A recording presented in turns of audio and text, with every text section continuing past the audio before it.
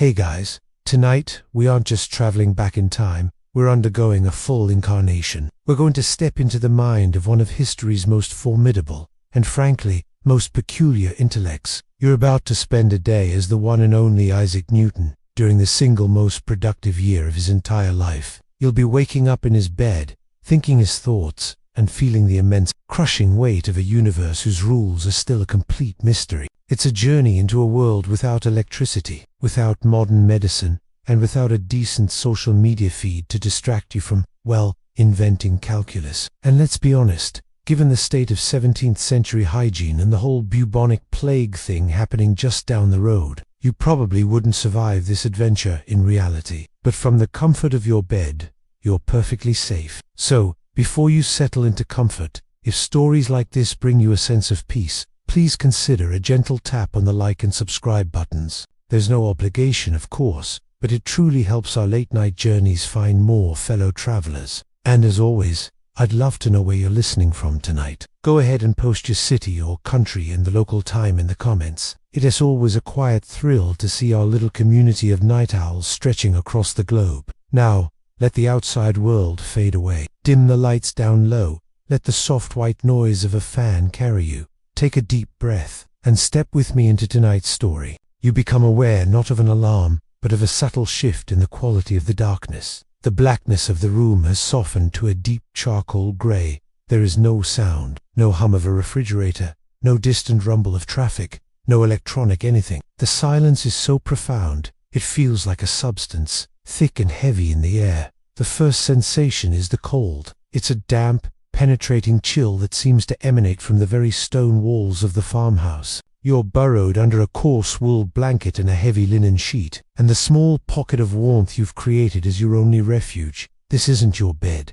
This isn't your time. You are Isaac. You are 23 years old, and you are, for all intents and purposes, in exile. It is the year of our Lord, 1666. You should be at Cambridge, surrounded by the towering spires of Trinity College, lost in the library's dusty collections, and debating theology and mathematics with your peers. But the university is closed, its halls and dormitories shuttered. The Great Plague, which has been ravaging London with terrifying efficiency, has made such gatherings of people a death sentence. And so, you were sent home to this, the manor at Woolsthorpe. It's the house where you were born, a modest limestone farmhouse in the quiet, rolling countryside of Lincolnshire. You push the heavy blanket away, and the cold air bites at your bare arms. You swing your legs over the side of the simple wooden bed frame, and your feet meet the wide, uneven oak. They are shockingly cold, a jolt that brings a sharper focus to your senses.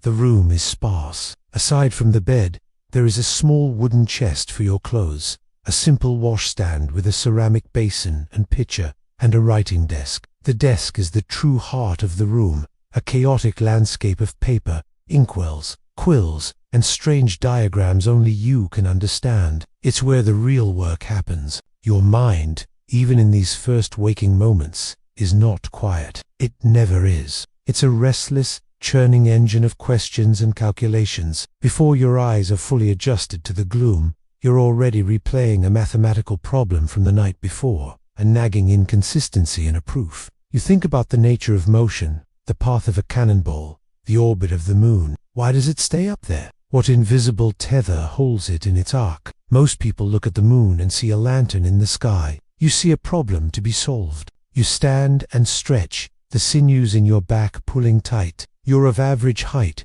with a strong, solid build, from a life of country living. Though you've grown paler and thinner since dedicating yourself to the purely cerebral life of a scholar. You run a hand through your hair, which is long and unkempt, and already starting to grey. Even at your young age, you are not a man given to vanity. You often forget to eat, to sleep, to even notice the world outside the confines of your own thoughts. Historians still argue whether this period, your famous Annus Mirabilis, or Year of Wonders, was a period of total isolation, or if you maintained more contact with the outside world than the legend suggests. But in this quiet moment, it feels like isolation, a profound and, you must admit, wonderfully productive solitude. In Cambridge, there were obligations, lectures, social niceties. Here, there is only time, unending, unstructured, gloriously empty time. A perfect vacuum for your mind to expand into. You walk to the small, leaded glass window and push open the shutters. The grey morning light floods in, smelling of damp earth and wood smoke from a distant chimney. The view is of the orchard, its apple trees, gnarled and ancient. They are your silent, steadfast companions in this intellectual exile. You look at them and you don't just see trees, you see geometry. You see the way the branches bifurcate in predictable patterns. You see the force that pulls their fruit to the ground. Everything is a question. Everything is a puzzle waiting to be unlocked. A quiet part of your brain, the part that still functions like a normal human's, notes a deep-seated frustration. You are on the verge of understanding things no human has ever understood before, yet you lack the language to describe it. The mathematics of the ancients, of Euclid and Archimedes, is a language of static shapes and fixed numbers. It is not equipped to describe a world in constant flux, a world of change, of acceleration, of falling apples and orbiting moons. This frustration is a constant, le great hum beneath your more profound thoughts. If the tool you need doesn't exist, you realize you will simply have to build it yourself. You find your worn leather breeches and a simple linen shirt, dressing slowly in the cold. There is no thought of a hot shower, no craving for a perfectly brewed cup of coffee. You might have a vague desire for something warm in your stomach, but it's a distant, secondary need. The primary need is to get back to the desk. You kept fastidious, almost unnerving, notebooks about everything. You even had a list of all the sins you'd ever committed, a quirky tidbit of your personality that revealed a mind obsessed with order and accounting for every variable, both moral and physical. Right now, the most pressing entry isn't a sin, but a theory about light. You glance at your desk. A prism you bought at a local fair sits beside a stack of papers. You have a theory that white light isn't pure at all, but is in fact a chaotic mixture of all other colors, a sort of visual noise. The establishment, the great minds like Robert Hooke, would call this absurd. They believed the prism added color to the light, staining it as it passed through. You suspect they are all wrong, and today, you think, might be the day you prove it. The thought sends a small, rare flicker of excitement through you. It's not the giddy excitement of a social triumph, but the quiet, intense satisfaction of a hunt. You are hunting the very secrets of God's creation, and you feel you are getting close to your prey. The house is still quiet. Your mother is likely already awake, managing the farm's affairs. You are a guest here, a strange, silent, scholarly cuckoo in his own family's nest. You are loved in a distant, slightly bewildered way, but you are not understood. How could you be? You barely understand yourself. You only know that you are compelled, driven by a relentless curiosity that is both a gift from God and a terrible, isolating burden. With the first true light of dawn painting the orchard in shades of grey and silver, you take a deep breath, the cold air filling your lungs, and you turn towards your desk. The day has begun. But first, downstairs, the house demands it. Your body, a frustratingly needy vessel for your consciousness, demands it. You pull open the heavy oak door of your bedroom, which groans in protest, and step into the narrow, dark hallway. The air is even colder out here. You can feel the drafts snaking around the door frames and up through the floorboards. You place a hand on the wall to guide you, the lath and plaster rough and uneven under your fingertips. The staircase is steep and narrow, each step a solid block of wood worn smooth and slightly concave in the middle from generations of use. You descend carefully, the wood creaking a familiar, rhythmic complaint under your weight. The ground floor of the manor opens into the main hall, the heart of the home. A great hearth dominates one wall, though the fire within is just a bed of glowing embers from the night before, giving off a gentle, radiating warmth that does little to combat the room's cavernous chill. The air is thick with a smell of old smoke,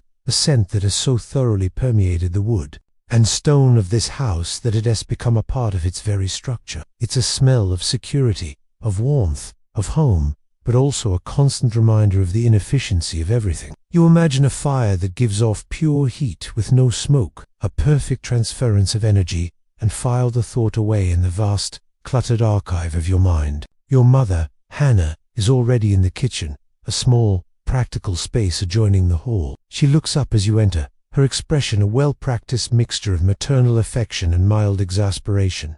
She knows your habits. She knows that if left to your own devices, you would likely subsist on nothing but abstract thought until you simply collapsed. "Isa," she says, her voice calm and steady, "there's bread and some small beer. There it is, the 17th century breakfast of champions." Small beer, a weak, low-alcohol brew, was the standard morning drink for everyone, from children to scholars. Water was often a gamble, teeming with invisible dangers, but the brewing process killed most of them. It was hydration with a mild safety feature. You nod, your mind still half lost in the world of celestial mechanics, and take the hunk of dark, dense bread in the pewter tankard she offers you. You sit at the heavy wooden table, its surface scarred with the cuts and scrapes of a century of use. You tear off a piece of the bread. It's hearty and substantial, but also gritty. The milling processes of the era were not exactly refined, and tiny particles of stone from the grinding wheels inevitably ended up in the flour. Every bite has a slight, sandy crunch to it. It's a texture you've known your whole life,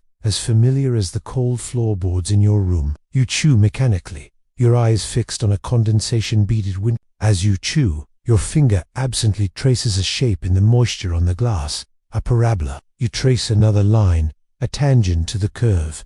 The slope of that line, that's the interesting part. How does it change? How do you describe the rate of change at a single, infinitesimal point? This is the problem that occupies you. It is like trying to measure the speed of a falling object at the very instant it hits the ground. At that instant, it's not moving, but a moment before, it was. The paradox fills your thoughts, far more compelling than the bread in your mouth. Historians still argue about the specifics of his daily regimen during this period, but all accounts agree on one thing: his almost complete indifference to food. There are stories, perhaps apocryphal, of you hosting a dinner party, forgetting you had guests, and staying in your study, or of your cat growing fat from all the meals you simply left untouched on the table. You take a swig of the small beer. It's cool and slightly sour, and it does little to wake you up. You're not looking for a stimulant. You just need to fulfill the basic requirements of being alive, so you can get back to the real work. You look down at your plate, or rather, the wooden trencher, and realize you've stopped eating. The bread is still in your hand. You've been staring at the wall for what might have been 5 minutes or 5 seconds, seeing not the timber frame and plaster, but a cascade of falling numbers, an infinite series converging towards a solution. You are the human equivalent of a computer that has become so engrossed in running a program that it has forgotten to power its own cooling fan. Your mother watches you for a moment, then shakes her head with a faint, sad smile. She doesn't interrupt. She learned long ago that trying to pull you from one of these trances is like trying to speak to a man at the bottom of a deep well. You are there, but you are also 1,000 miles away, in a place only you can go. Eventually, you blink, the spell broken not by an outside sound but by the internal click of a logical step falling into place. You see a new way to approach the problem, a way to handle those infinitesimally small quantities. You quickly finish the bread, your movements now brisk and purposeful. The fuel has been loaded, the engine is primed. The abstract world of pure thought is calling to you with an insistence that is impossible to ignore. You give your mother another vague nod, a gesture of thanks that encompasses the breakfast and the unspoken understanding to be left alone. You leave the tankard on the table and walk back towards the staircase, your step much lighter now. The chill of the house no longer seems to bother you. The physical world, with its gritty bread and its demands for sustenance, is fading into the background once more. It has been dealt with. Now, nothing stands between you and the shuttered room upstairs. Nothing stands between you and the light. You ascend the creaking stairs once more, but this time your steps are light, almost bouncy. The mundane duty of breakfast is done. The intellectual hunt is on. You enter your bedroom, the same cold, grey space from an hour ago, but you see it differently now. It's no longer just a room.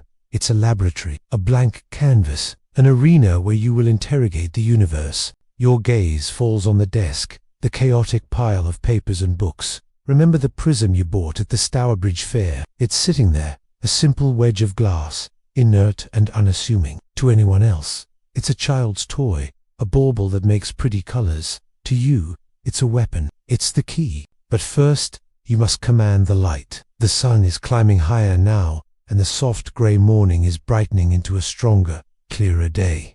This is both a help and a hindrance. You need its light, but you need only a tiny, controlled sliver of it. The rest is noise, contamination. So you begin the process of turning your room into a proper camera obscura, a dark chamber. You cross to the window and pull the heavy wooden shutters closed.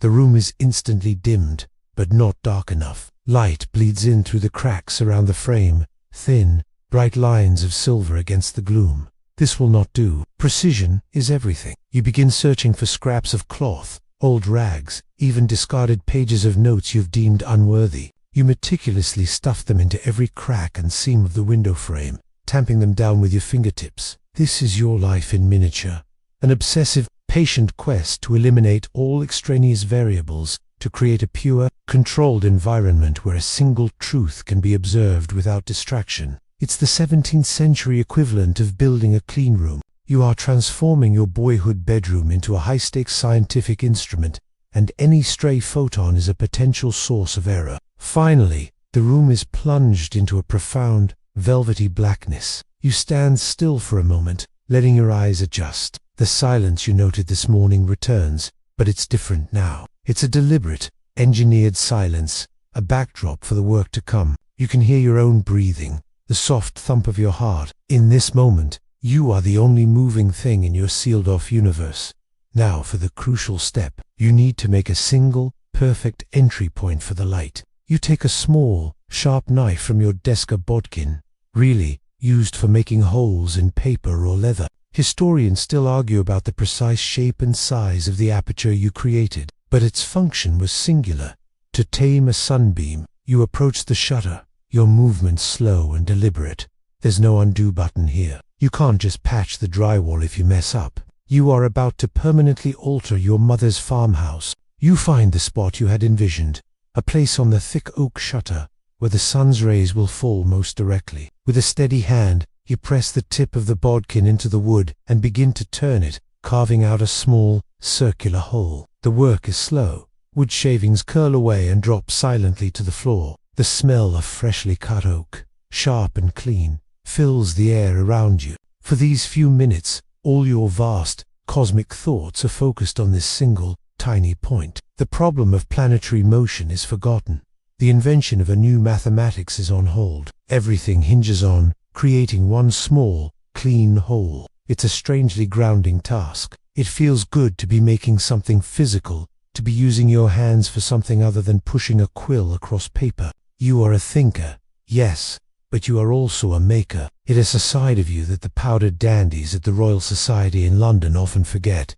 Then, it happens. The tip of the bodkin breaks through the other side. A single, breathtakingly brilliant spear of pure white light shoots through the darkness, striking the opposite wall. It's so bright against the blackness that it almost hurts to look at. It paints a small, luminous circle on the plaster, revealing the rough texture of the wall in stark detail. And in that beam, a universe of dust, motes dances, a swirling, chaotic galaxy of tiny particles made visible only by this isolated ray. You have done it. The stage is set. Your heart beats a little faster. You look at the beam of light, no wider than your thumb, and you see your adversary. It appears pure, simple, elemental, but you believe that to be a lie, a beautiful deception. You believe that within that innocent-looking white light, a whole spectrum of color is hiding, wrestling, and with the simple glass prism sitting on your desk, you intend to force it to reveal its secrets. You stand back, admiring your work. The dark room, the silent air, the single, perfect beam of light. It is a place of profound quiet, a temple dedicated to a single question, and you are its only priest. You are ready to begin the interrogation. You walk back to your desk, moving slowly through the near-total darkness. Your hands, knowing their way by heart, easily find the cool, solid weight of the glass prism. It has a satisfying heft to it, a tool's integrity. You hold it up, feeling the sharp, clean edges. This small object, you believe, is more honest than all the books written on the subject of light for the last 1,000 years. You turn back towards the magnificent beam of light that now bisects your room. It is your sole dance partner in this silent, cosmic ballet. Stepping into the beam is a strange sensation, the concentrated warmth of the sun. Even after passing through the glass of the window and the small hole in the shutter is noticeable on your skin. You hold your hand in it, then pull it back, watching the light and shadow play across your fingers. You are having a silent, one-sided conversation with this pillar of light. The consensus, the voice of Aristotle, of Descartes, of your contemporary Robert Hooke, says that this beam is purity.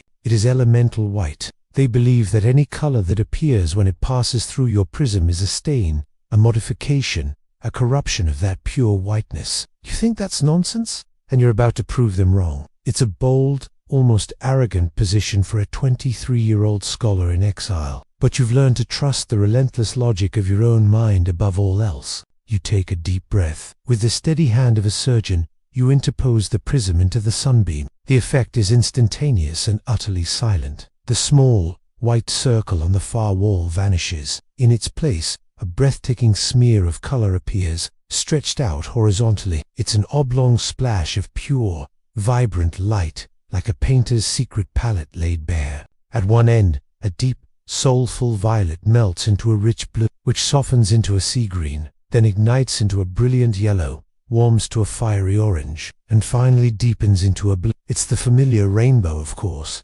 but you've never seen it like this. Ripped from the sky, divorced from rain, and pinned to the wall of your bedroom in wool. It is spectacular. Anyone else would see this and think it magic, a beautiful trick.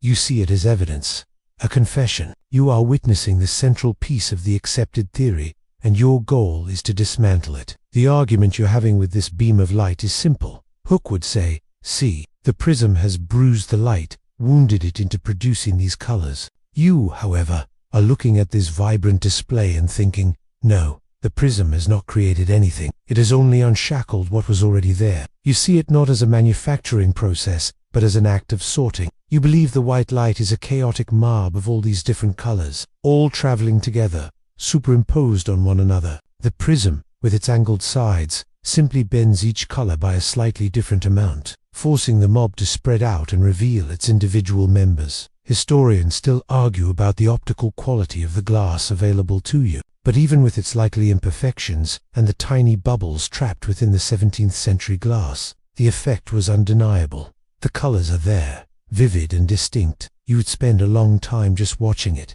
turning the prism slightly in your hand, seeing how the oblong shape, what you call the spectrum, shifts and moves on the wall. You are memorizing its form, its proportions. This isn't a moment of giddy discovery, but one of intense, focused observation. It's like a detective watching a suspect, noting every tick, every flicker of emotion, waiting for the lie to unravel. Your quirky, secretive nature means you're doing this all alone. Of course, there are no lab assistants, no colleagues to confer with. This makes the work slower, but it also makes it entirely your own. There is no one to tell you you're wrong, no one to infect your observations with their own preconceived notions. It's just you and the evidence. You're essentially building a legal case against the entire scientific establishment from the solitude of your bedroom. It's the ultimate I'll show them all moment, played out in total silence, with no one but the dust motes as your audience. You look at the red on the wall. It is the color of wine, of fire. According to Hooke,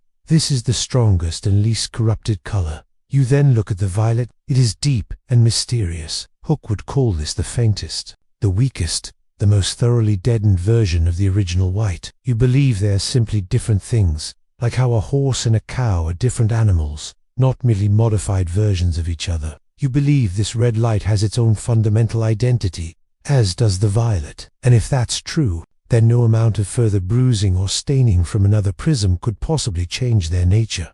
That is the next step. That is the experimentum crucis tha, crucial experiment. The argument has been made.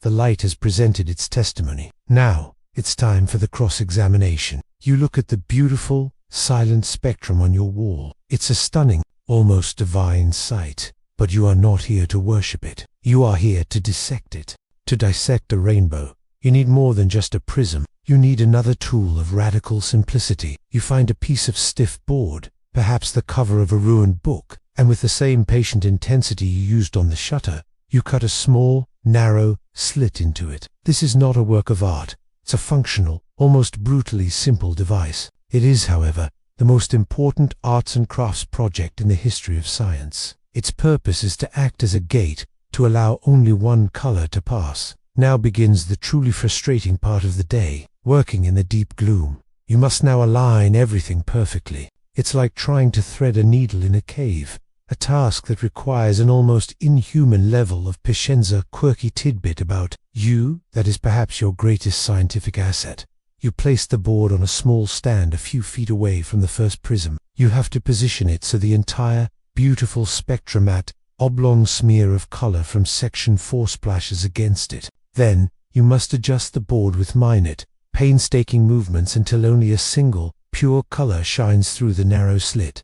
You decide to start with red. You shuffle the board a fraction of an inch to the left. Too far, a sliver of orange bleeds through. You nudge it back. Now the red is too thin, almost pink. Your hands, clumsy in the dark, bump the stand, and you have to start all over again. The silence of the room, once a comfort, is now filled with the sound of your own quiet, steady breathing and the occasional frustrated sigh. You could spend hours on this, getting a clean, isolated beam of red light. This is the unglamorous reality of a scientific revolution. It involves a lot of tedious, repetitive adjustments. Finally, you get it. The board is perfectly placed. The glorious, multicolored spectrum is entirely blocked, save for one pure, impossibly vibrant beam of red light that now cuts a new path through the darkness. It's a thin, ethereal line, like a strand of crimson silk stretched taut across the room. It shines on the far wall as a simple, unassuming red dot.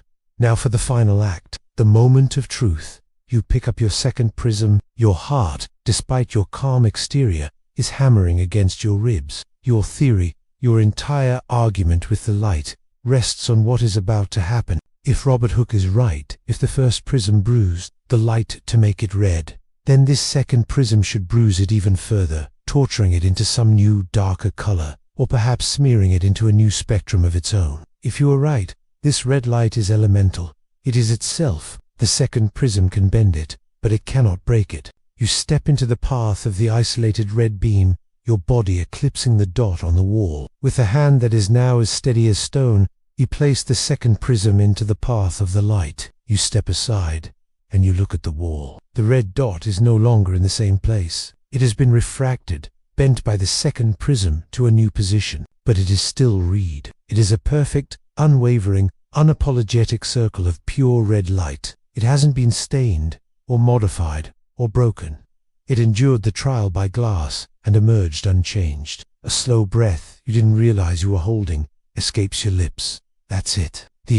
You've just performed the 17th century equivalent of a mic drop, and the only audience was the dust in the air. You repeat the experiment, just to be certain. You painstakingly shift the board until it isolates the yellow light. You pass it through the second prism. It moves, but it stays yellow. You do it again for green, for blue, for violet. Each color, once isolated, proves to be immutable, unbreakable. Historians still argue whether you designed this definitive test in a flash of insight, or if it was the result of weeks of frustrating trial and error. But in this moment, the origin of the idea doesn't matter. The result is all that counts. You have proven, to your own complete satisfaction, that white light is not pure. It is a composite, a chorus of many voices singing in unison.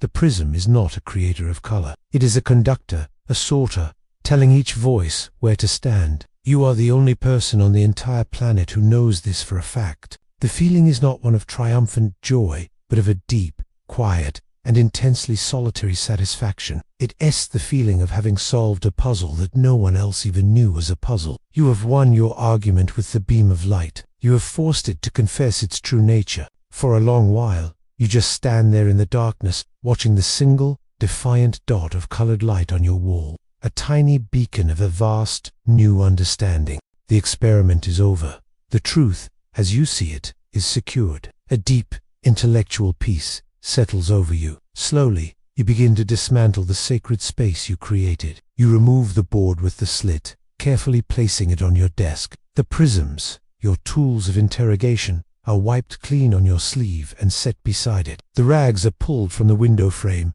one by one. Finally, with a soft groan of wood, you push the shutters open. The afternoon sun floods the room with an almost violent intensity. You flinch back, throwing a hand up to shield your eyes. After hours spent in near total blackness, The normal daylight feels like a physical blow. You are a creature of the dark cave who has just been thrust into the full glare of the world. You blink repeatedly, spots of green and purple dancing in your vision as your pupils, wide as saucers just moments ago, shrink to the room, which had been a theater for cosmic drama, is once again just your simple, messy bedroom. The focused energy that drove you for hours has dissipated, leaving behind a familiar, intellectual hum, and a body that is stiff and sore. You've been hunched in the dark, unmoving, for what must have been half the day. You feel a sudden, pressing need for fresh air, for movement, for a horizon longer than the few feet to the opposite wall. You need,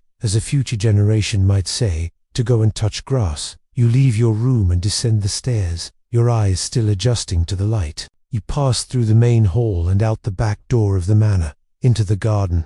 The change in atmosphere is immediate. A gentle breeze cools your skin, carrying the scent of late-blooming flowers, damp earth, and the sweet, fermenting perfume of fallen fruit. The world is alive with sound again. The lazy drone of a bee, the distant bleating of sheep, the rustle of leaves in the wind. After the profound, engineered silence of your experiment, the world feels loud, chaotic, and wonderfully alive. Your feet, acting on their own accord, led you towards the orchard. Remember the gnarled, ancient apple trees you saw from your window this morning? You are among them now. The grass is long and soft under your worn leather shoes. Dappled sunlight filters through the canopy of leaves, creating shifting patterns on the ground. You walk without a specific destination, your mind not so much empty as it is, idling. You are letting the complex chains of logic from your light experiments settle, filing them away in their proper mental drawers. Historians still argue about the precise sequence of your breakthroughs during this miraculous year, but the orchard was central to it all. It was your thinking space, your cloister, your private garden of contemplation. You wander between the rows of trees, running a hand over the rough, mossy bark of a trunk. You are in one of your typical trances, physically present, but mentally adrift, processing the morning's victory. And then, a sound pierces your reverie. It's not a loud sound. It is a soft, unremarkable thud. You stop walking. A few yards ahead of you, an apple, its skin a cheerful blend of green and red, has just fallen from its branch and come to rest in the long grass. That's all. The earth has reclaimed a piece of fruit. It is an event that has happened millions of times in this very orchard. It is the definition of mundane, but you don't see it that way. In your heightened state of intellectual awareness, no event is truly mundane. Everything is a potential clue. There's no cartoon bonk on the head, no sudden light bulb appearing over your not yet powdered wig. The apple didn't need to hit you. Your mind was already a bruiser-receptive surface for falling ideas. You simply watch. You watch the apple sitting in the grass, and a question, a simple one, begins to form. Why did it fall down? It sounds like a child's question, but it's not. Why did it fall perpendicular to the ground, straight down, towards the center of the earth? What is pulling it? There is a force, an invisible tether, that draws the apple to the earth. You can't see it, but you can see its effect. It is a local, predictable force. Things fall. That is a rule. You'll look up, through a break in the leaves. The sun is bright, but if you look carefully, you can just make out the pale, ghostly crescent of the daytime moon hanging in the vast blue expanse. And then the two images connect in your mind. The apple, sitting solidly on the grass below. The moon, hanging impossibly in the sky above. Most people would see them as belonging to two different worlds, governed by two different sets of rules. One is terrestrial, mundane. The other is celestial, divine, mysterious. But your work with light, proving that a single, simple beam contains a hidden, complex order, has primed you to see unity in apparent chaos. A new question begins to bloom in your mind, a question so audacious, so profound, that it makes your work on light seem like a simple warm-up exercise. You look from the humble apple to the distant, majestic moon, and you ask yourself, is the force that pulls this apple to the ground the very same force that holds the moon in its orbit? Is that pale orb in the sky constantly falling? The question hangs in the quiet afternoon air, vast and shimmering. Is the moon falling? You stand frozen in the orchard, the sounds of the farm fading into an indistinct hum. Your entire consciousness has zeroed in on this single, absurdly Profound idea. The apple lies in the grass, a testament to a force that pulls things down. The moon hangs in the sky, a testament to a force that, presumably, holds things up. The accepted wisdom of the ages, from Aristotle onwards, is that these two realms, the terrestrial and the celestial, are separate and distinct. They are governed by different rules, made of different stuff. But you, fresh from proving that the complexity of color is hidden within the simplicity of white light, are now primed to see unity where others see only division. Your mind begins to work, not with numbers yet, but with pictures. A thought experiment. You imagine standing on a very tall mountain, one that pokes above the Earth's atmosphere. You pick up a stone and you drop it. It falls straight down, landing at the base of the mountain. Obvious now. You throw the stone horizontally. It travels some distance before the pull of the earth drags it to the ground, curving its path. Simple enough, but what if you could throw it harder, with more force? It would travel further, its path curving more gently before it finally hits the ground miles away. Now, you imagine throwing it with tremendous, almost impossible force. The stone travels forward, and as it does, the Earth's surface curves away beneath it. It is falling, yes, but its forward motion is so great that it constantly misses the ground. It falls, and falls, and falls. But the planet is always curving away from it at the exact same rate. The stone would travel all the way around the planet and come back to where it started, entering a perpetual state of falling. It would be in orbit. You look from the apple back to the pale ghost of the moon, and you see it. The moon is that stone. It is perpetually falling towards the Earth, but it has just enough sideways velocity, a relic of its creation, that it constantly misses. The force pulling the apple and the force holding the moon are not two different things. They are the same thing, acting over different distances. A slow, giddy feeling begins to rise in your chest. It's the intoxicating thrill of a unifying idea, a concept that suddenly makes two disparate things click together into a single, elegant whole. It's as if you've been looking at a complex tapestry from the back, seeing only a chaotic mess of threads, and someone has just allowed you to see the front, revealing the beautiful, coherent image. This single thought dismantles a 2,000-year-old wall between heaven and earth. If you are right, the universe is not a tutored system. It is one system, governed by one set of universal laws. Historians still argue about how long this idea before you first attempted the rigorous calculations, but the conceptual leap itself was made right here, in the quiet of the orchard. This is the moment. You are not just a mathematician, not just an optician. You have just become a physicist of the cosmos. You walk over and pick up the fallen apple. It feels cool and solid in your palm. You feel its weight, which is really just the measure of the Earth's pull on it. This small, dense orb of fruit in your hand is subject to the exact same law as that enormous, distant orb of rock in the sky. The difference is not in the nature of the force, but in its strength. The force must get weaker with distance. That's the only way it makes sense. The moon, being roughly 60 times farther from the Earth's center than the apple is, must feel a much weaker pull. But how much weaker? Does it diminish in a predictable way? Does the math work out? If you could calculate the rate at which the moon falls in its orbit, would it match the rate at which the apple falls, adjusted for the vast distance? This is the new puzzle. It's 1,000 times more complex than the prism and the light beam. That was a controlled experiment in a sealed room. This is a calculation that spans the heavens. You turn and begin to walk back towards the farmhouse. The apple still in your hand. The peaceful, idle part of your walk is over. Your mind is no longer humming quietly. It's roaring. The engine of your curiosity, which had been cooling after the morning's exertions, has been fired up again, more powerful than ever. The sensory world around you dissolves once more. The smell of the grass, the warmth of the sun, the sound of the wind, all becomes irrelevant noise. Your reality has once again collapsed into the abstract space behind your eyes, a space now filled with falling moons and curving trajectories. You have the concept, the grand, unifying idea, but to prove it, you will need to grapple with the numbers, and you have a sinking feeling that the mathematical tools you currently possess are simply not up to the task. Asterisk. You reach the farmhouse and slip back inside, the solid oak door closing behind you with a familiar thud. The world of breezes and buzzing bees is shut out once more. You are back in the quiet, cool interior of the house. but you carry the orchard. With you, you're still holding the apple, its weight, a constant, tangible reminder of the colossal question now occupying your mind. Your mother might see you pass, a strange, intense look on your face, but she knows better than to interrupt. A mind that is so clearly elsewhere. Without pausing, you climb the creaking stairs back to your sanctuary, your laboratory, your room.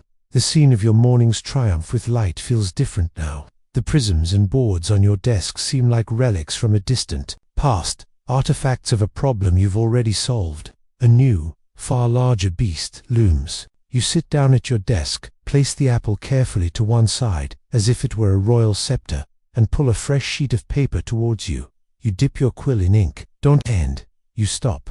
You are trying to describe the moon's fall, a continuous, flowing motion. You are trying to compare its fall in 1 second to the apple's fall in 1 second. But this involves curves, acceleration, and constantly changing speeds.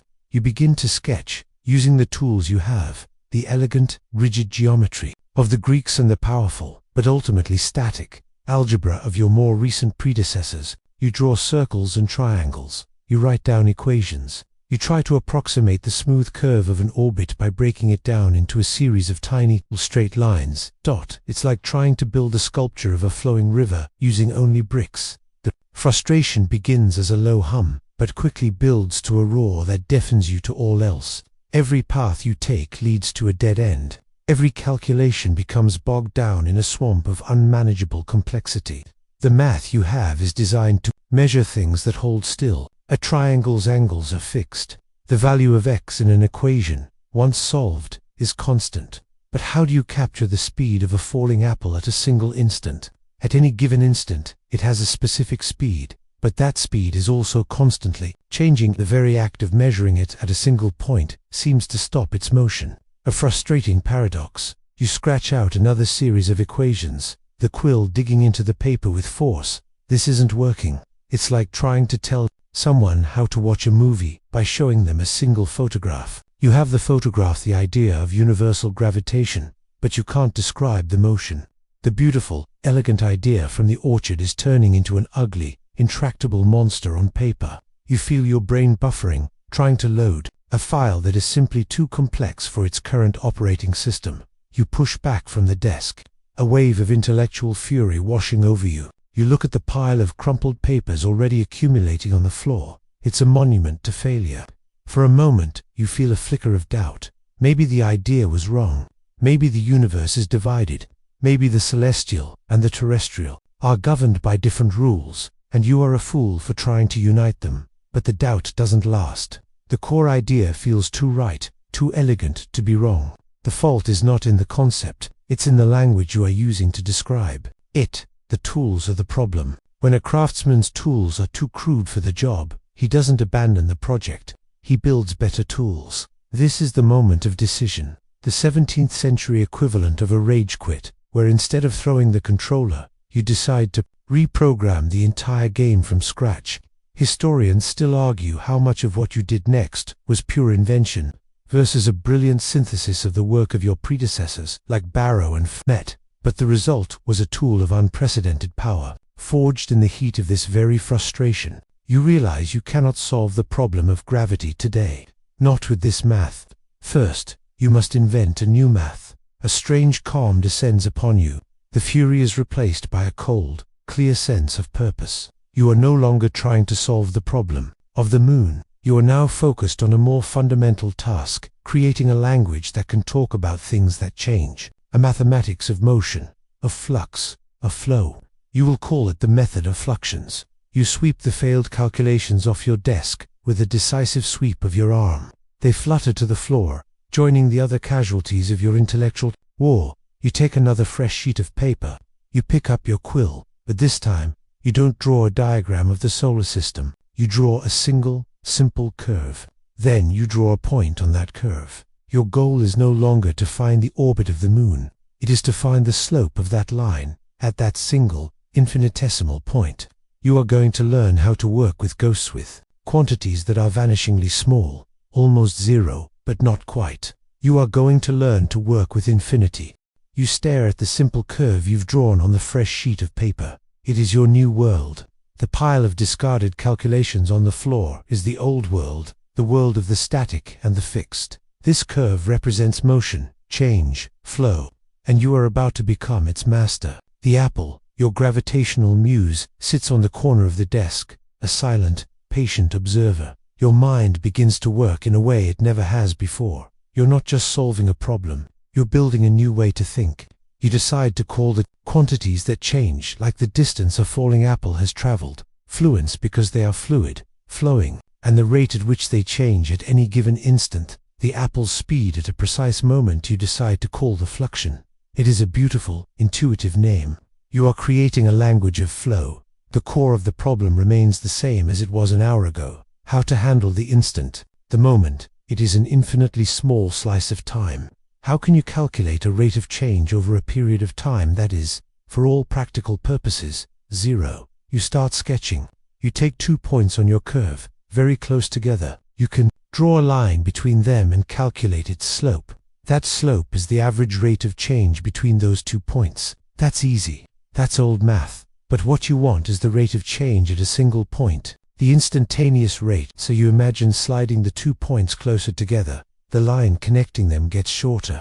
Its slope changes, getting closer and closer to the true slope of the curve at that single point. You slide them closer still, so close that the distance between them is infinitesimally small, so small it's almost zero, but not quite. It is a ghost of a departed quantity, a concept that would make a traditional mathematician's head spin, but to you, it makes perfect, intuitive sense. This is the heart of it. The willingness to work with the infinitely small. You are essentially writing the source code for modern physics, and you're inventing the programming language as you go. You need a shorthand, a way to write these new ideas. When you write down a variable, x, representing a fluent quantity, you decide to denote its fluxion, its rate of change, by putting a single dot above it, x, a simple, elegant notation for your own private use. You're not thinking about publishing this, not yet. You are a famously secretive thinker. This is about crafting a key for your own personal use, a key to unlock the secrets of the universe. Historians still argue whether your concept of the fluxion was a purely mathematical abstraction, or if it was deeply rooted in a physical, almost mystical, sense of a universe in constant, flowing transformation. As you work, it feels like both. It is a rigorous, logical process, but it's also an attempt to capture the very essence of being, which is to be in a state of constant becoming. Hours pass.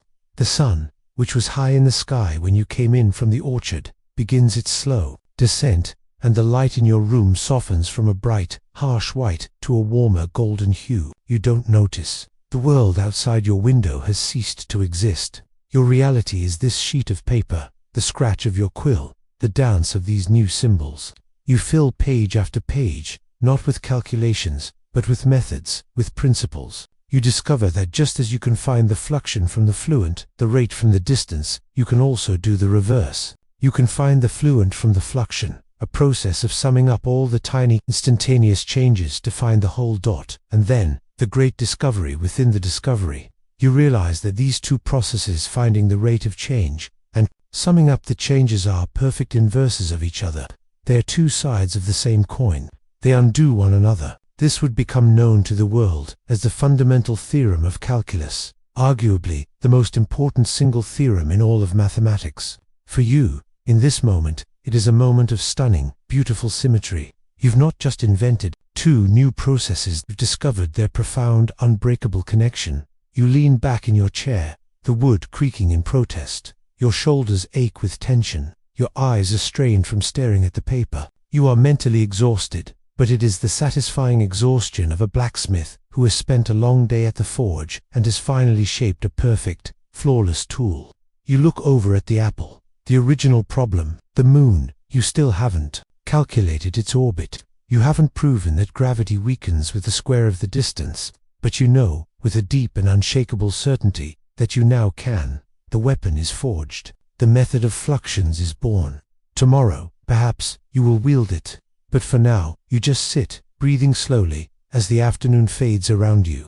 You have created a language capable of describing God's universe, and for now, you are the only one who speaks it. You stretch, a long, satisfying movement that sends a cascade of cracks up your spine.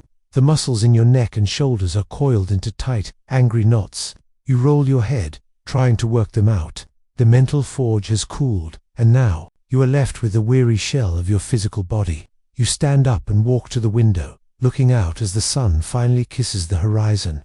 The orchard is cast in long, dramatic shadows, and the sky is a brilliant, painted canvas of orange, pink, and deep violet. A beautiful sunset. You observe it, appreciate its aesthetic qualities, but your mind, the mind that just spent hours unweaving light, also sees it as a simple scattering of wavelengths through atmospheric particles. You can't unknow what you know. Your brain, however, is not ready to rest. It is an engine that is always running, and it abhors a vacuum.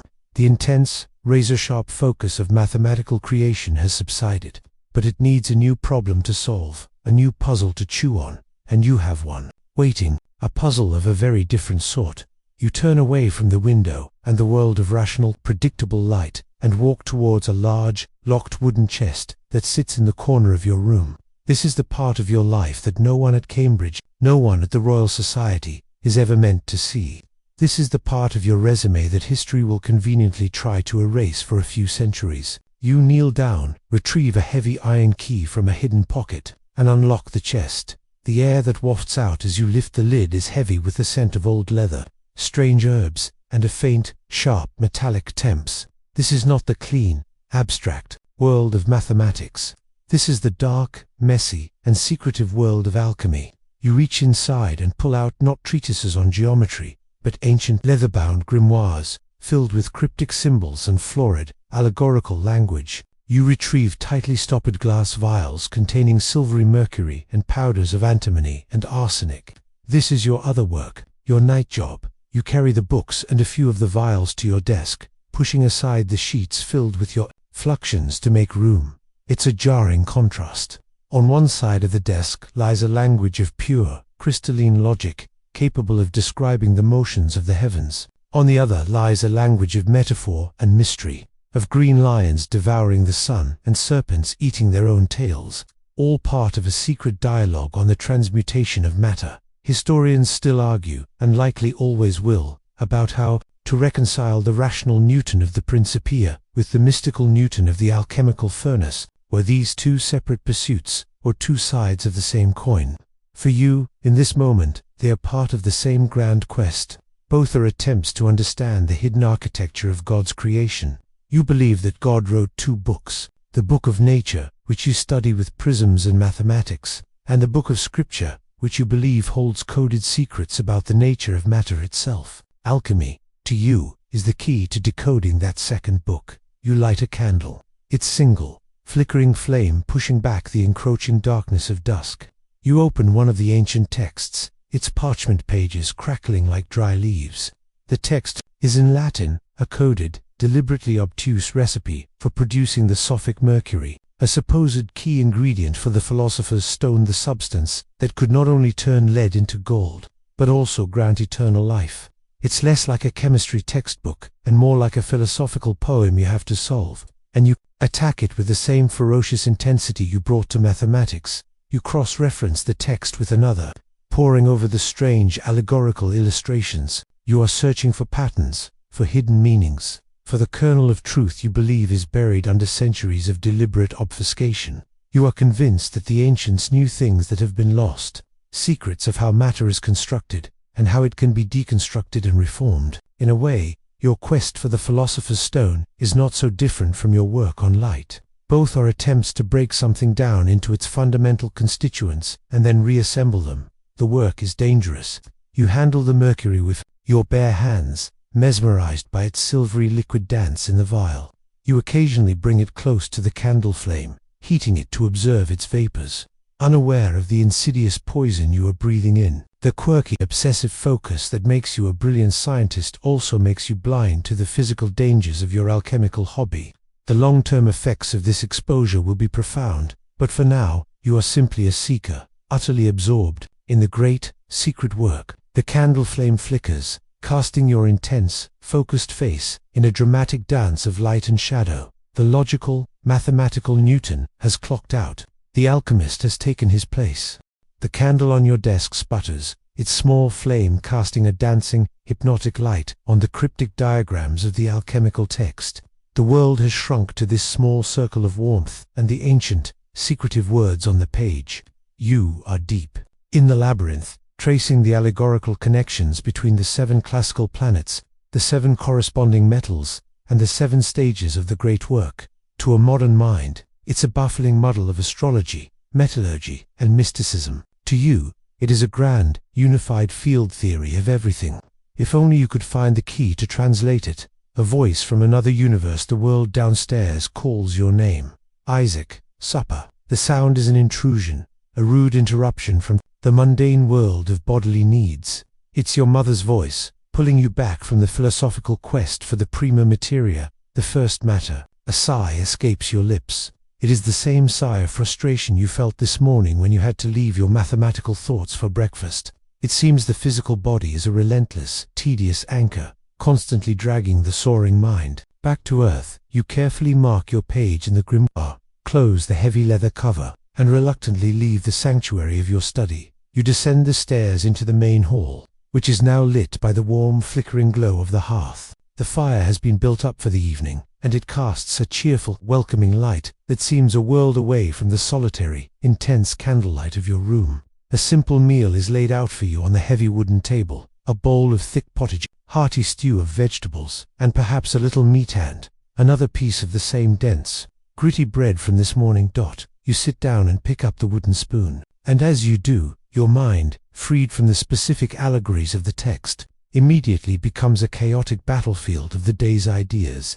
Historians still argue whether you kept these 2 worlds, the mathematical and the alchemical, truly separate in your mind, or if, in moments like this, they bled into one another, creating a strange and unique synthesis. The concept of your fluxions and the constant flowing change of the universe feels remarkably similar to the alchemical concept of transmutation. The invisible, mysterious force of gravity, acting at a distance, feels just as magical as any alchemical principle. Your brain has far too many tabs open, one for the orbit of the moon, one for the infinitely small, and one for the recipe to create the elixir of life. You lift a spoonful of the pottage to your lips. You chew, you swallow. You have no idea what it tastes like. Your senses are completely disconnected from the act of eating. Your focus is entirely inward. You are staring intently at the wooden grain of the table, but you are not seeing it. You are seeing the earth and the moon, swinging in their cosmic dance. You try to imagine the force of gravity not as a simple pull, but as an active spirit, a sort of alchemical agent projected from the earth, influencing the moon. This is when your famous absent-mindedness, a trait that is merely quirky at breakfast, becomes truly profound at dinner. This is the mental state that would lead to the legendary, if possibly embellished, story of you trying to time an egg for your meal. As the tale goes, you were so lost in thought that you put your precious pocket watch into the boiling water and stood holding the egg in your hand, patiently waiting for it to cook. It's the 17th century equivalent of sticking your phone in the microwave and staring at your burrito, wondering why it isn't telling you the time. Tonight, you don't boil your watch, but you might as well have. You raise another spoonful of pottage, but you pause halfway to your mouth, the spoon hovering in mid-air as a new thought strikes you, a connection between the rate of decay of a radioactive substance, though you don't know that term, and the half-life of an alchemical process. The spoon remains there, forgotten, for a full minute before some primal instinct reminds you that you are, in fact, supposed to be eating. You finish the motion, chew, and swallow, all without a single conscious thought dedicated to the process. Your mother watches you from across the room, a look of profound, weary love on her face. Raising a genius is not without its challenges. She knows you are not being rude, you are simply not there. You are a ghost at your own dinner table. Eventually, the bowl is empty. You have no memory of eating the meal, but the fuel has been taken on board. You stand up, give your mother the same vague, distracted nod you gave her this morning, and turn back towards the staircase. The brief, necessary interruption is over. The siren song of your books, both the logical and the mystical, is calling you back. The night is still young, and there are still so many secrets to uncover. You return to your room, the brief and unmemorable ritual of supper now complete. The single candle you left burning on your desk welcomes you back, its flame a solitary beacon in the deepening gloom. The ancient alchemical texts are still open, their cryptic promises lying dormant on the page, but the spell of their mystery has been broken by the interruption. Your mind, jarred from its mystical reverie, now turns to a more worldly, and in many ways, more vexing matter. The mail, a small bundle of letters, sits on a corner of your desk, tied with a simple string. They are your fragile link to the intellectual world you left behind in Cambridge and London. During this plague year, correspondence is slow and sometimes unreliable, but it is a vital lifeline. It is how you learn what your contemporaries and your rivals are thinking. You untie the string and select a letter with a heavy wax seal, the insignia of the Royal Society. This is from Henry Oldenburg, the Society's tireless secretary. You break the seal, the wax crumbling under your thumb, and unfold the crisp, expensive paper. Oldenburg's handwriting is a neat, professional script, a stark contrast to your own hurried, chaotic scrawl. The letter begins, as always, with pleasantries and inquiries about your health in the countryside, away from the plague-ridden city. Then it gets to the meat of the matter. He mentions your last paper, the one you sent him about your theories on light and color. He reports that it was read aloud at the Society's last meeting and was met with great interest, but also with questions. As you read, your jaw tightens.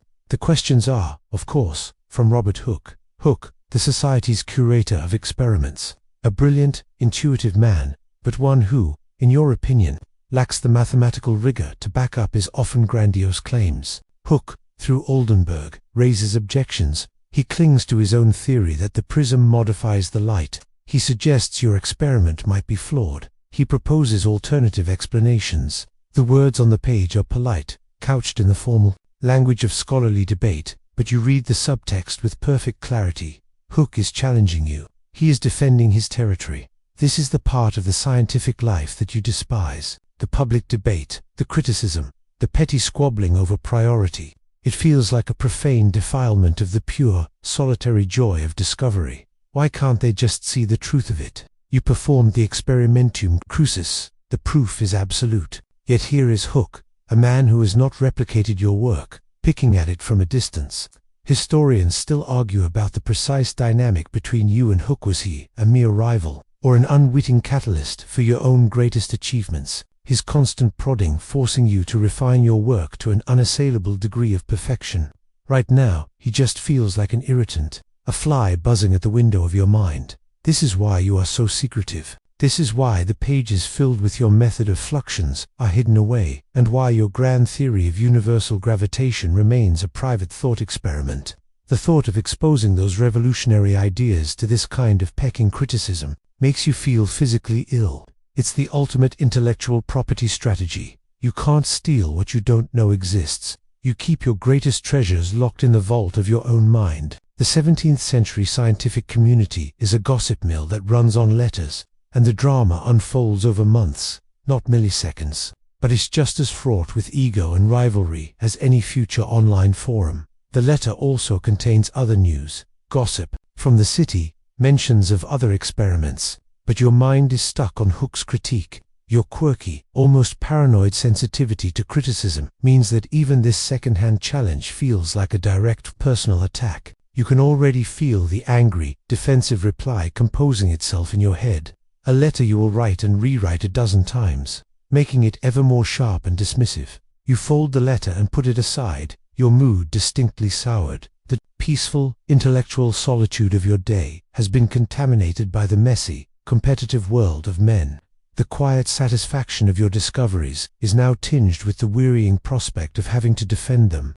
For a moment, you consider returning to your alchemical books, to a world of secrets so deep that no rival could ever touch them. But you don't. Instead, you feel a pull towards something even purer, something that cannot argue back, something vast, silent, and orderly. You glance at the window, which is now just a black rectangle, reflecting the candle flame.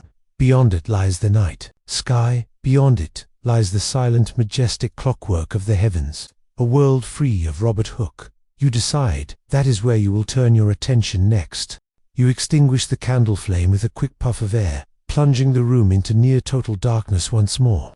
The letter from London, with its petty rivalries and intellectual posturing, lies unseen on the desk. The cryptic alchemical texts are closed, You are done with words for the night. Words are imprecise, open to misinterpretation. You need something solid, something real. You need to return to the world of making. Your eyes, already accustomed to the gloom, guide you to another corner of the room. Here, on a sturdy custom-built workbench, lies your other great project of this plague year.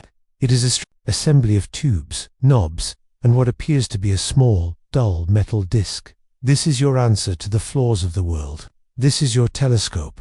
The telescopes of your day, the kind Galileo used, are refracting telescopes. They use a lens to gather light, but you, thanks to your morning's work in this very room, understand their fundamental, inescapable flaw better than any man alive. A simple lens is a prism. It bends light, and in bending white light, it breaks it into its constituent colors, just as your prism did. This chromatic aberration means that every star viewed through a refractor is surrounded by a fuzzy colored halo, a tiny blurry rainbow that ruins any chance of a truly sharp image. Your rivals, like Hooke, have tried to solve this by building absurdly long telescopes, some over 100 feet in length, thinking it will minimize the effect. It is a brute force, inelegant solution.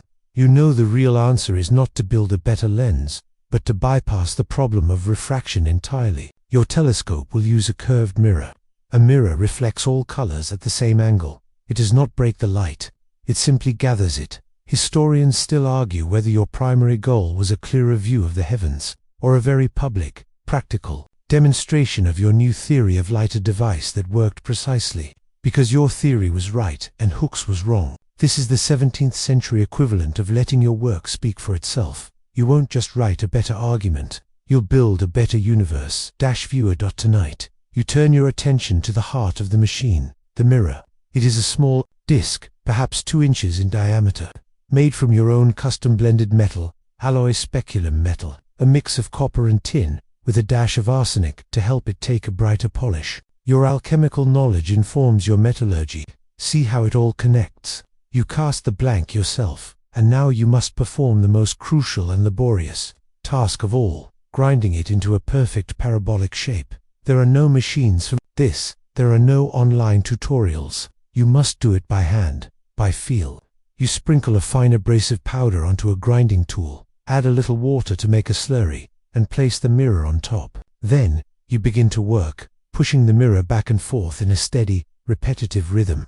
The sound fills the quiet room, a rhythmic, scraping, gritty sound. Scrape, swish, scrape, swish. It is a meditative, almost trance-like process. Each stroke is deliberate. You vary the length and the direction, slowly, painstakingly shaping the metal. You are not just polishing it. You are trying to coax a perfect, complex curve into its surface, a curve that will gather every parallel ray of starlight and bring it to a single, perfect point of focus. It is a task of immense precision, where an error of a fraction of a hair's breadth means the difference between a sharp image and a useless blur. The physical effort is a welcome relief after a day spent entirely inside your own head. The tension in your shoulders from reading Hooke's letter begins to dissipate, channeled into the steady, rhythmic motion of your arms. The frustration is being ground away, replaced by the satisfying, tangible progress of the work. You stop occasionally, wiping the slurry away to inspect the surface, holding it up to catch the faint light from the window. You are not just looking at the reflection. You are looking at the shape of the reflection, judging the curve by the way it distorts the faint light. You work for what might be an hour or two. Time loses its meaning, replaced by the rhythm of the grinding. Scrape, swish, scrape, swish. You are no longer Isaac Newton, the natural philosopher, the inventor of calculus, the secretive alchemist. You are a craftsman, a grinder of metal, focused on a single, tangible goal. The mirror is smoother now, its shine more uniform. It is not finished, not by a long shot, but it is better. It is a physical manifestation of your knowledge, a testament to the fact that understanding a principle is only the first step. The true victory is in applying it. Your arms ache with a dull, satisfying weariness. You carefully set the half-finished mirror down, wiping the last of the metallic grit from your hands onto a rag. The work is done for tonight. The frustration from Hooke's letter has been ground into the surface of the metal, transformed into the promise of a clearer vision. You walk to the window and push it open, letting the cool night air wash over you. The sky is a vast, profound black, dusted with the diamond-sharp points of a million stars. There is no moon in sight, and out here in the country, far from the smog of London, the view is breathtaking. The Milky Way is a luminous, milky smear across the heavens. For the first time all day, you are not trying to solve a problem. You are simply looking, and in that quiet moment of observation, the threads of your day begin to weave themselves together into a single magnificent tapestry. You look at the pinpoint of light from a distant star, and you see it not as a simple spark, but as a traveler. You know what it is. It's a stream of information, a composite of all the colors of the rainbow, flying in unison across the void. Your work with the prism this morning gave you the language to understand that light. You are no longer just seeing it. You are reading it. Your gaze drifts from one star to another, to the faint smudges of the planets, and you see not chaos, but order. You see the invisible tethers of the force you contemplated in the orchard this afternoon. That same force that pulled the apple from its branch is holding those planets in their immense, graceful arcs around the sun.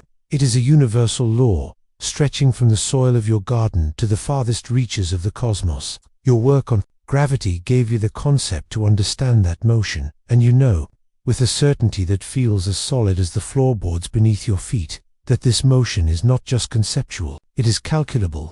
The secret language you sketched out this afternoon, your method of fluxions, is the key. You now possess the tool to describe the precise, ever-changing dance of those celestial bodies. You can predict their paths. You can understand their speed. You can turn their divine mystery into knowable mechanics. This is the moment it all clicks. The grand synthesis, light, gravity, and mathematics. It all locks together. The universe, you realize, is not a series of disconnected phenomena. It is a single, vast, intricate machine. It is a clock, a divine clockwork, built by a master intelligence, operating on principles that are logical, consistent, and, most importantly, knowable. Knowable by you. Historians still argue about the complex interplay of your faith and your reason. But for you, in this moment, they were not in conflict. They were two paths to the same ultimate truth. The order you see in the heavens is not an accident. It is the signature of the divine clockmaker. You don't believe the Creator simply wound it up and walked away. However, you suspect the clockwork is so finely tuned that it requires an occasional gentle nudge, a divine intervention to correct for the small perturbations that might otherwise send it spiraling into chaos. It's a brilliantly coded program, but you suspect God occasionally has to push a patch to fix a minor bug. A profound sense of peace settles over you, a peace that transcends the day's frustrations and intellectual struggles. The rivalries of men like Hook seem laughably small beneath the silent, majestic sweep of the cosmos. The secret, mystical language of alchemy feels like another, albeit stranger, path towards the same goal. Understanding the mind of the Creator, you are looking at a universe that is not only rational, but also predictable. For thousands of years, humanity has looked at the stars with awe and superstition. Tonight, you look at them with understanding.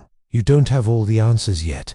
You haven't finished the calculations. You haven't perfected the telescope, but you have the framework. You have seen the blueprint. You stand at the window for a long time, just breathing in the cool night air, feeling the immense, silent, and perfect turning of the great cosmic clock all around you. Your arms are heavy. Your mind is serene. You pull the window closed, the latch clicking softly into place, sealing you inside your quiet world once more. The vast starry sky is hidden, but its image, its grand and orderly design, is now permanently etched into your consciousness. The day's journey is complete. The questions that woke you this morning have been answered, and in their place, new, even more profound theories have been born. You turn from the window and begin the simple, methodical process of preparing for sleep. The various workspaces in your room are a testament to the day's intellectual odyssey. There is the desk with its prism and papers, the scene of your victory over the nature of light. There is the floor, littered with the failed calculations of a discarded mathematics, and there is the other side of the desk, with its new, powerful language of fluxions, the key to it all. In the corner, the heavy chest of alchemical secrets sits closed and silent, and on the workbench, the half-finished telescope mirror waits patiently to grant you a clearer view of the heavens. You now understand so much better. You have, in the space of a single day, dissected a sunbeam. unified heaven and earth with a single force, and invented the mathematical language to describe it all. It is a weight of knowledge so immense it feels like a physical presence in the room. It's the feeling of knowing the biggest secret in the history of the world, a secret you will keep locked away for years to come. The Principia Math, the book that will finally unveil these laws to the world, is decades away from publication. For now, this knowledge is yours and yours alone. Historians still argue whether any single year in human history has ever produced such a torrent of transformative ideas from a single human mind. This annus mirabilis, this plague year of forced solitude, has become your chrysalis. While the world outside feared death, you were quietly, secretly, giving birth to the modern age of science. You undress slowly, your movements deliberate in the deep quiet. The simple linen shirt feels rough against your skin. You are aware of your own body again, its fatigue, its simple need for rest. You walk to the simple wooden bed and pull back the heavy wool blanket and the cool, crisp linen sheet. You slip into the bed, the initial shock of the cold sheets making you inhale sharply. You curl into a ball, preserving your body heat, and pull the covers up to your chin. The only sound is your own breathing, slow and steady in the silent room. Your mind, for the first time today, is not racing. It is not wrestling with problems or forging new tools. It is calm, still, uncertain. You know that when you wake, the world will be the same. The sun will rise, the apples will fall, the moon will hang in the sky. But your understanding of it, and therefore humanity's future understanding of it, is forever changed. The weight of that knowledge is immense, but tonight, it does not feel like a burden.